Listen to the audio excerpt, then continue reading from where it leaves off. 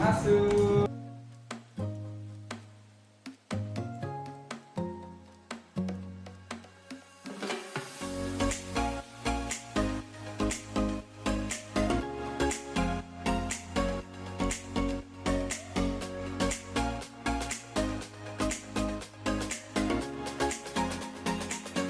Oke, kita ganti semua ini ya. Masukin satu itu ya. Bentar ya. Saya izin pembukaan. Assalamualaikum warahmatullahi wabarakatuh. Salam, Om Swastiastu, Namo Buddhaya, Salam Kebajikan, Salam sejahtera bagi kita semua. Yang kami hormati, Dr. Fatur Rahman, dokter spesialis ortopedi dan traumatologi, magister kesehatan. Sebelumnya, kami ingin mengucapkan banyak terima kasih dulu meluangkan waktunya untuk kami dalam melakukan wawancara ini. Ya, dengan senang hati. Nah, selamat sore dokter. Selamat sore ya. Ya, bagaimana kabar dokter hari ini dokter? Baik ya. Alhamdulillah. Alhamdulillah baik. Gimana ini adik-adik semua ya? Iya. Ya, semangat ya. Tenang ya. Maksud dan tujuan kami melakukan visit dokter ini, kami ingin mewawancarai dokter seperti perjalanan karir dokter, kemudian profesi dokter, kemudian serta motivasi apa aja sih dok yang dokter miliki sampai bisa ada di titik yang sekarang ini. Mungkin Naufal boleh mengajukan pertanyaan. Ya, santai saja ya kita. Perkenalkan dokter, nama saya Naufal Laksita. Iya. Saya mau tanya, Baik, apakah ada sesuatu yang membuat dokter memilih FK4 sebagai tempat kuliah? Dan yang kedua, apakah ada seseorang atau sesuatu yang menginspirasi dokter untuk memilih kedokteran sebagai program studi? Iya. Wah, ini mundur ke tahun 92 ya berarti ya, luar biasa. Saya lahir di Bandung, sekolah di Bandung, SD SMP SMA di Bandung. Maka pilihan kuliah Bandung. Nah, orang tua saya juga dokter, ya kan. Dari kecil saya dan adik saya juga dokter ya. SD pun saya jadi ikut dokter kecil gitu ya. Dan pilihan untuk melanjutkan pendidikan di pendidikan tinggi ya kan, universitas dalam hal ini, tentu pilihannya adalah dokter gitu. Kira-kira gitulah singkatnya gitu ya, gitu, nggak milih yang lain nggak gitu. Baik, Berarti saya sebutkan dokter memilih kedokteran karena pure blood atau orang tua senang dengan hal-hal yang sifatnya art dan artistik ya. Jadi saya juga senang dengan yang namanya arsitektur. Ya. Saya daftar juga dulu teknik arsitektur saya daftar. Namun demikian jalannya itu kan akhirnya saya masuk ke kedokteran, singkatnya seperti itu ya. Arsitektur itu kan sesuatu passion ya kan. Saya senang di Bandung ini banyak bangunan yang artistik peninggalan zaman Hindia Belanda dan seterusnya. Jadi sekarang saatnya saya mempelajari itu dan mendalaminya dan menikmatinya gitu. Jadi mengisi waktu gitu ya, mengisi waktu. Jadi memperkaya wawasan kita ya, memperkaya pemahaman kita dan membuat kita jadi lebih bersyukur. Kasih Naufal ya. Baik dok, untuk pertanyaan selanjutnya akan dibawakan oleh teman saya. Ya. Perkenalkan dok, nama saya Naila Putri, biasa dipanggil Nail. Di sini saya akan mengajukan sebuah pertanyaan. Kan menurut saya dan mungkin beberapa orang melihat bahwa menjadi mahasiswa kedokteran tuh udah cukup sulit gitu ya dok. Apa sih alasan dokter akhirnya bisa menjadi seorang ketua angkatan? Iya betul. Ketua angkatan. Di SMP kita aktif, saya aktif berkegiatan. Jadi mengurus kegiatan sejak SMA lebih saya di OSIS ya kan, Sekdit 8 berkegiatan, mengelola, memanage banyak orang gitu kan. Masuk ke kuliah terjadilah dinamika gitu kan. Terus saya diminta gitu kan untuk menjadi kandidat ketua angkatan. Takdirnya emang akhirnya ya menjadi ketua angkatan. Siapa aja ketua angkatannya nggak masalah gitu ya kan, karena tetap kita sebagai satu kebersamaan. Cuman memang unik, FK4 itu ketua angkatan itu artinya seumur hidup. Banyak sekali yang harus kita kerjakan, yang harus kita pelajari. Namun itulah bagian dari menjadi mahasiswa kedokteran. Anak-anak saya ada yang kuliah di UI kedokterannya, ada yang kuliah di Unair, sama aja semua. Anak saya ada yang di FK4 ada yang di swasta Maranatha. Sama aja sibuknya semua, nggak apa-apa. Jadi senasib penanggungan semua ya, jalani dengan gembira aja. Ya, oke. Berarti dokter dari sejak SMA pun suka berorganisasi. Ya berorganisasi. Baiklah, mungkin dilanjutkan pertanyaan oleh teman saya. Ya, baik. Baik, terima kasih Naila. Tadi pertanyaan sudah mengenai bagaimana dokter tadi pengen kita angkatkan gitu kan. Boleh cerita nih dok tentang pengalaman dokter semasa menjabat jadi ketua angkatan. Kami itu 169. Saya hampir hafal semua. Ragam dari berbagai kalangan tentunya dan dari berbagai daerah tentunya ya. Latar belakang yang menarik, yang unik gitu, yang membuat kita menambah macam-macam ya wawasan. Persoalan yang ada saat itu aneka ya, kita turun tangan membantu dan seterusnya. Karena kita orang Bandung, kita yang dianggap lebih menguasai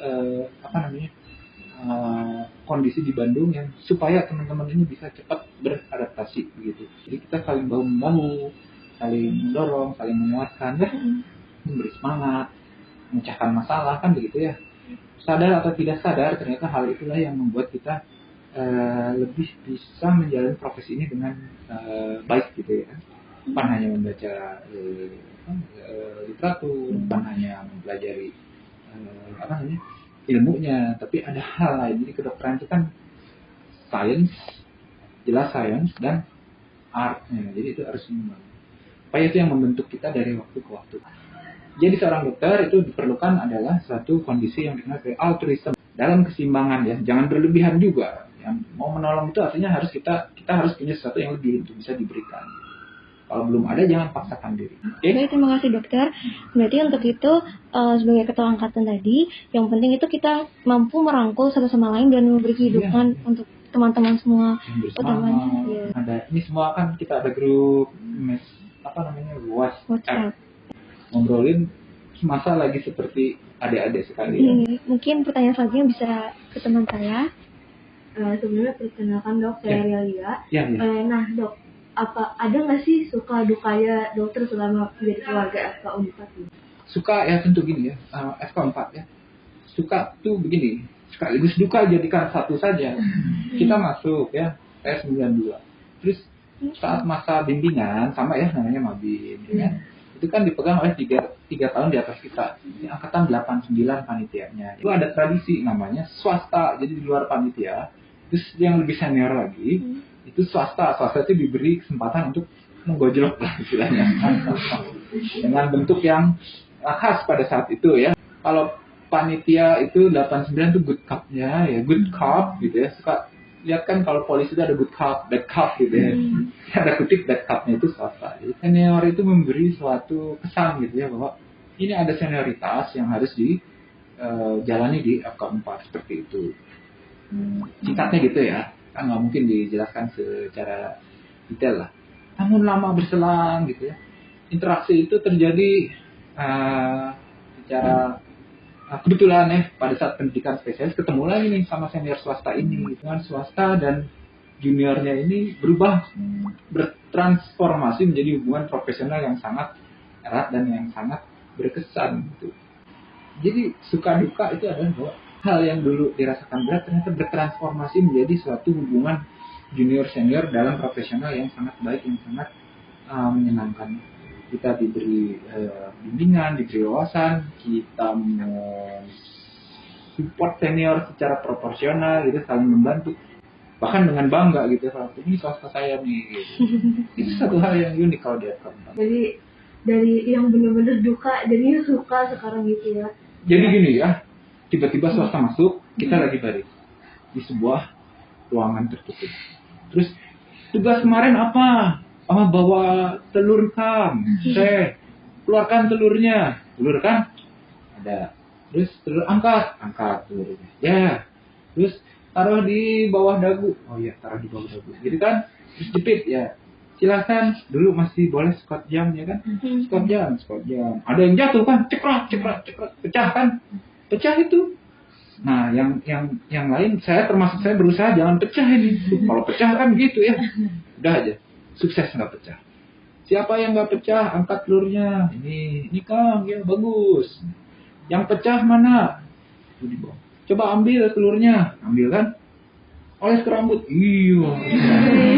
Kita udah alhamdulillah nggak pecah. Ya Allah, gitu ya. Itu maksudnya adalah ya, kita akhirnya ya di kedokteran ini menemukan berbagai hal yang lebih dari telur pecah di kepalakan. Kalau dalam hal ini ya, apa namanya, sensing sesuatu gitu ya, ada luka yang mengalami gangrene apa, itu lebih serem dari itu. Ternyata yang nggak pecah gimana? Angkat telurnya, ini wow bangga. Sekarang semuanya pecahkan di kepalanya, ya Allah. Cuma capek-capek, pecahkan sur. Besoknya masuk kuliah bau telur semua. Percuma di mandi juga bau telurnya. Bajunya itu kan ada baju kaos ya. Baju kaos itu sampai berbulan-bulan bau telur ya. Karena habis pecah itu masih terus kegiatan berjam-jam, jadi nyerap baunya. Oh itu maksudnya senior. Ya. Kita mensensing banyak hal setelah itu. Bau-bau yang nggak nyaman, kalau ada infeksi, ada berbagai hal ya di bidang kedokteran. Ya, makasih ya dok. Ya, Mungkin pertanyaan selanjutnya bisa dilanjut. Nah, tapi bayangkan yang dulu swasta seperti itu sekarang bisa akrab luar biasa gitu. Nah, itu menyenangkan sekali ya. Malah saya bisa ngeledek gitu, ledek-ledekan gitu.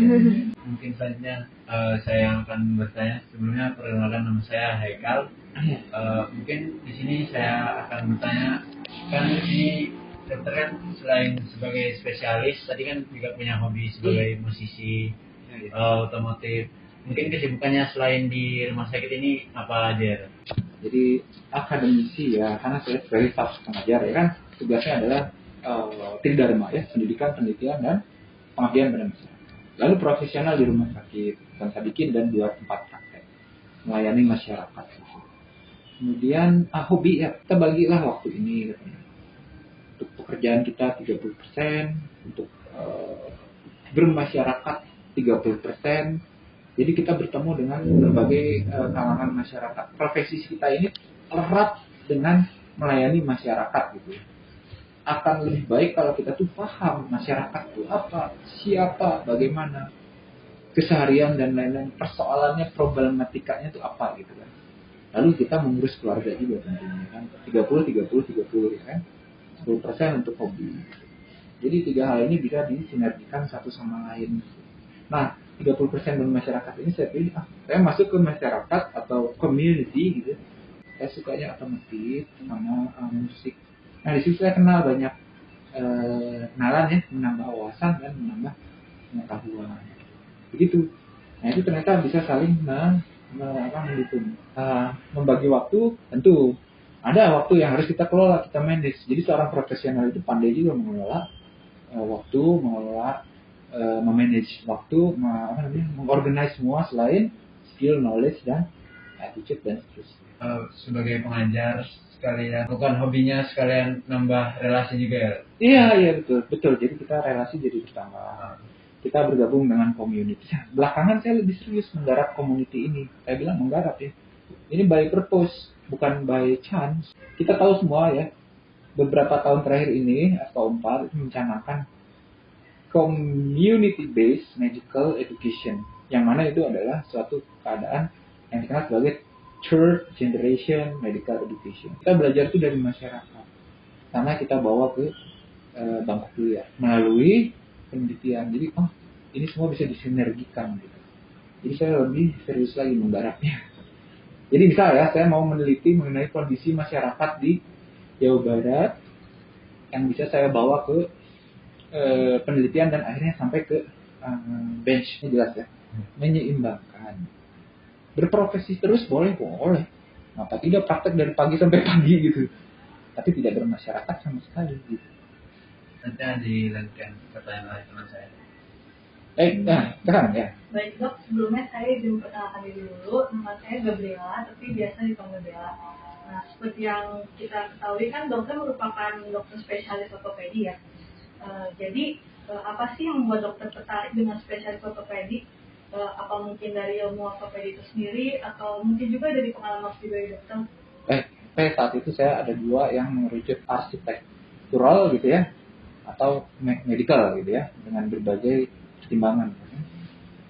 Akhirnya terpilih medical. Saya sebetulnya senangnya itu rumpun ilmu bedah. Saya suka rumpun ilmu bedah. Rumpun ilmu bedah itu kan banyak ya, mulai dari ujung kepala sampai ujung kaki. Dan rumpun ilmu bedah yang saya sukai dulu itu kan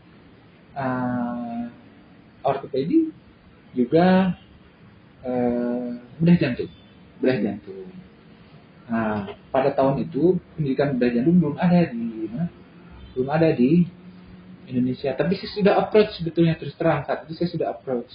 Sementara saya sebagai akademisi muda, nah saya harus memilih ini bagaimana ini situasi seperti ini gitu ya. Fasilitasi saat itu dan seterusnya di bidang ortopedi. Nah, once kita masuk ya udah kita seriuskan. Operasi ortopedi anak, katakanlah itu juga operasi jantung anak tadi ya, apple to apple ya, anak-anak jantung sama ortopedi, high tech high cost, life saving. Kalau ini function optimization of function ya kan ortopedi itu ya. Low tech, ya nggak perlu teknologi canggih-canggih, low cost, tapi high touch. Anak nangis, anak jerit, ya itulah pasien kita. Dokter anak nangis iya, paling nyuntik, tanda kutip ya paling ya maaf ya, bukan ini. Tapi kita itu kan nyayat tadi, jahitan harus dikeluarkan dan seterusnya, dilepas, jerit sekali gitu. Bagaimana caranya kita bisa mengambil hati anak itu untuk dia tidak terlalu takut, dia tidak terlalu stres sama apa yang kita kerjakan. Nah itu high touch, itu profesi berkembang dari sengaja atau tidak sengaja kita bisa masuk ke sana, tekuni dengan cintai. Kalau kita passion, kerjaan kita pasti bagus hasilnya. Baik dok, berarti tadi kenapa dokter bilang ortopedi itu karena emang dokter menyukai rumpun ilmu Udah bidangnya kan bisa, ortopedi. gitu kan? Ya kan ya. Baik dok, sebelumnya saya izin memperkenalkan diri, nama saya Najma Zuhaira. Berdasarkan yang saya tangkap dari tadi, ternyata dokter memiliki banyak hobi dan ketertarikan. Dan ceritakan kepada kami itu beberapa kegiatan yang dokter lakukan untuk menekuni hobi dan ketertarikan. Iya. Jadi kalau musik ya misalnya kan, itu kan saya dari SD, SMP, SMA itu tergabung sama band SD, band SMP, band SMA. Seperti mungkin kan, ya dulu pasti lewat SMA dulu kan sebelum kuliah. Ada band SMA. Ternyata terakhir kemarin puncaknya 2 tahun lalu atau tahun lalu ya. Saat kita ada di Asnakali, tahun lalu menjadi band universitas. Jadi pemainnya ada dari geologi, dari sastra, ya kan, dari ekonomi, dari kedokteran, mewakili universitas. Udahlah ini mungkin takdir gitu ya, takdir. Kesininya mah takdir gitu ya. Kalau dulunya kan hobi ya gitu kan, coba-coba terus kita bermain, terus berkompetisi juga ada ya, tapi dalam konteks positif gitu ya. Harus ada komitmen menyediakan waktu. Dan sekarang seperti kemarin dia sekali bermain dengan beberapa sejawat ya, dokter-dokter sejawat yang seangkatan 90. Ada yang udah saraf, ada yang manajer, saya sendiri dan seterusnya. Kita tuh yang penting komitmennya. Jam sekian kita kumpul di sini, komitmen kita atur waktunya. Jangan mengorbankan pekerjaan, begitu ya. Memang susah gitu, tapi bukan nggak mungkin. Berarti kayak profesi dan hobi itu sebenarnya bagian dari diri kita, jadi kita harus berkomitmen. Kalau saat misalnya sebagai kelompok musik dan harus bersama-sama. David Beckham itu gawang, kotak penalti, ya kan, keluar kotak penalti sedikit, taruh bola di situ, di gawang sudut kirinya ada ban digantung. Nah dia tendang ban itu supaya masuk ke tendang bola supaya masuk ke ban. Sekali, nggak masuk. 2 kali dan berkali-kali sampai akhirnya masuk. Komitmen itu. Silakan. Sebelumnya izinkan saya mengenalkan diri, perkenalkan nama saya Siva. Tadi udah diceritakan beberapa suka duka dokter kan ya, terutama masa kuliah. Nah, mungkin kalau boleh cerita dikit sebagai mahasiswa FK4 gitu. Mungkin udah ada beberapa suka duka yang saya alami juga kan, walaupun masih berapa dibandingkan dokter. Ada nggak pengalaman dokter nih, atau kayak boleh nggak sih diceritakan pengalaman dokter selama berproses nih, dari kuliah sampai jadi dokter? Kan transformasi ya. Kita buatlah urut-urutannya. Kita pertama menampilkan lagu Let It Be. Di awal masa kuliah kita sebagai seorang dosen ya, kita memfasilitasi 2 yang bertatih-tatih ini supaya bisa. Yang sudah bagus itu oke. Ya bersyukur ya. Bonus itu buat kami para. Dan selalu ada seperti itu. Itu nggak perlu kecil hati. Namun demikian saat kita di posisi tertatih-tatih dan rasanya itu wajar kalau let it be, nggak apa-apa. Whisper words of wisdom, let it be, nggak apa-apa, let it be aja. Tapi kita kan mau berusaha. Jadi semester 1, semester 2 itu kan proses periode transisi ya. Ya kan 2, akhirnya juga memang bisa juga mencapai. Nilai A itu akhirnya banyak juga. Transformasinya begitu. Nilai itu C, CCB, CCCB, ya kan? BBBC, BBBC. Alhamdulillah masuk semester 5, 6, 7, 8, A, banyak A-nya. Dan itu udah mata pelajaran klinik gitu. Lalu semester pertengahan mulai dapet nilai bagus kan, mulai percaya diri kan, mulai yang kan, aduh kalau saya punya pacar gitu, temen yang lawan jenis asik juga ya, gitu kan. Jadi mulai lirik-lirikan dari jauh gitu kan. I saw her standing there gitu kan. Ada lagunya di situ gitu. And I saw her standing there gitu kan. Oke. Terus tambah bagus lagi nilainya. Tambah pede dong. Saya berani nih. Gimana kalau saya pacaran? Udah pacaran tapi gimana ya gitu kan. Somewhere somehow I wanna hold your hand gitu kan. Ada lagunya kan. Coba tahun 60 itu baru I wanna hold your hand aja dia udah seneng gitu. I wanna hold your hand. Ya kan? Lama-lama lebih percaya diri lagi, kita mainin lagu apa? Di Kuta Bali gitu. Oh, ada kegiatan mahasiswa di Bali ya. Akhirnya itu lagu Kuta Bali tahu kan ya? Kata-katanya di Kuta Bali. Ya ada di situ. Tapi akhirnya putus juga. Wajar lah. Mantan terindah lagunya. Nah, lagu terakhir yang kita tampilkan waktu itu lagu tahun 90-an ya, puncaknya. Firehouse ya. I finally love of a lifetime gitu. Pas mainin lagu Love of a Lifetime, ini akhirnya menyadari cinta sejati kita itu adalah untuk alma mater kita. Oh gitu. Itu transformasinya begitu. Jadi sekarang ini ada di Unpad sebagai alma mater sedang diurus oleh sang ibu. Sampai nanti dinyatakan mampu, lepas silahkan bermasyarakat, bekerja, berprofesi, tapi jangan lupa sama alma mater. Jadi untuk menjadi seorang dokter mungkin banyak banget pengalaman, juga harus butuh proses yang mungkin nggak langsung bagus gitu, harus dari nol dulu, jadi expert gitu, harus bisa bertransformasi dan juga beradaptasi gitu. Betul. Baik. Oke, untuk pertanyaan selanjutnya mungkin akan dilanjutkan oleh teman saya. Perkenalkan, nama saya Kayla. Karena kita sudah di ujung pertanyaan ini, dok, saya akan memberikan pertanyaan terakhir untuk dokter. Jadi pertanyaan ini karena profesi dokter tergolong profesi yang penting dan juga tergolong berat dan juga lama. Apakah dokter ini mempunyai kutipan buku ataupun motivasi yang dapat menginspirasi dokter dan menyemangati dokter dalam menjalani profesi dokter? Ya, baik, terima kasih. Ini hal-hal yang menarik. Jadi saya senang sekali ya, generasi muda saat ini ya sudah terpapar banyak informasi ya. Sekarang udah paham, ada quotes, ada kutipan dan sebagainya. Banyak sekali memang. Kita tuh kutipan saya juga suka, philosophical science saya suka. Sesuatu yang membuat kita paham arti keberadaan kita di tempat ini. Nah, saat jadi mahasiswa S3 itu kan terakhir ya, sekolah terakhir, itu kan diminta untuk membuat tadi dalil-dalil dan yang merupakan kutipan original yang kita buat. Ada dua hal saya dapatkan hikmah dari bekerja dan berprofesi di Universitas Pajajaran dan Rumah Sakit Hasan Sadikin. Apa sih maknanya gitu? Tiap hari saya kesini kok gitu.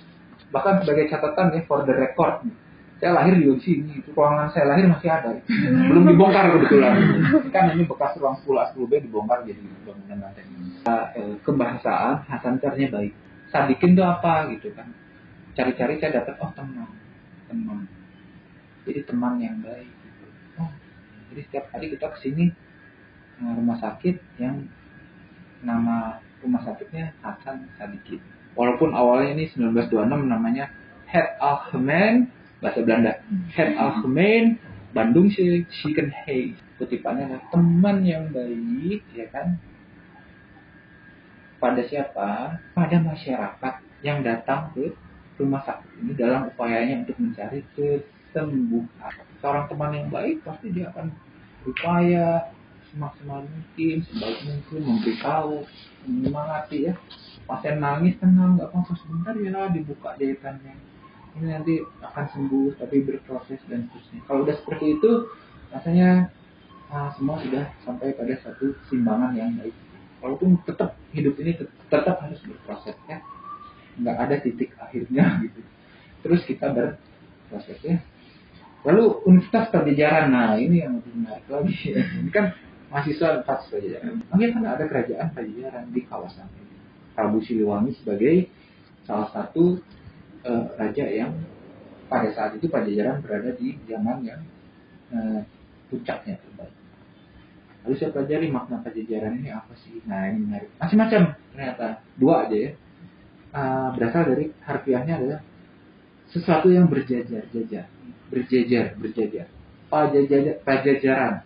Ternyata di pakuan Pajajaran itu ada pohon-pohon yang memang berjajar rapi. Jadi diberilah nama sesuai maknanya, pohon yang berjajar-jajar. Pakuan Pajajaran. Menurut ahli sejarah, Pajajaran itu ya Puncak Ningrat kalau nggak salah, suka dengar nama itu ya.